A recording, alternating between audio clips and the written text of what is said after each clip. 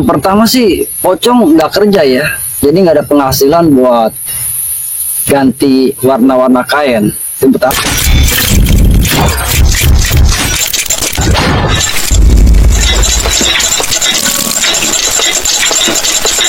Assalamualaikum warahmatullahi wabarakatuh. Hari ini saya mau melakukan stand up komedi. Semoga stand up komedi saya bisa menghibur ya.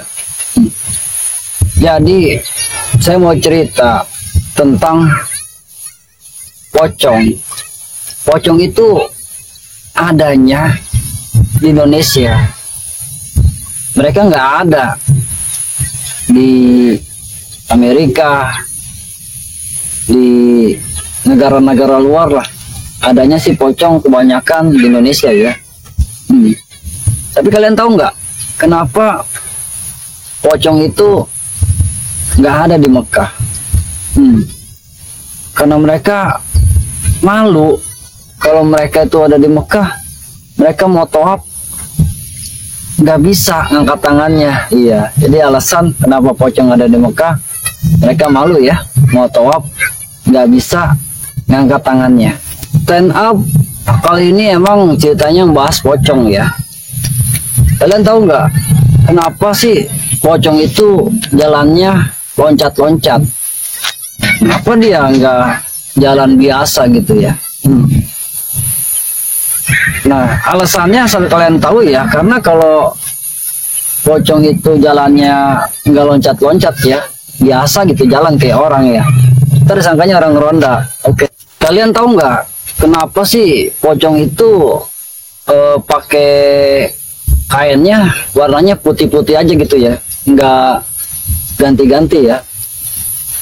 Ya, yang pertama sih pocong nggak kerja ya, jadi nggak ada penghasilan buat ganti warna-warna kain. Itu pertama. Yang kedua, mereka juga bingung kalau mau beli di toko, mereka mau naruh dompet di mana, mau naruh duitnya di mana, kan mereka nggak punya kantong. Makanya itu alasan kenapa pocong kainnya warnanya putih terus, nggak pernah ganti-ganti. Kalian tahu nggak kenapa pocong itu kalau malam suka nakut-nakutin orang selalu sendiri, nggak pernah bawa temen, nggak pernah rame-rame gitu ya?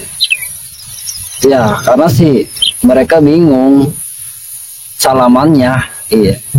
Jadi karena ya memang diikat.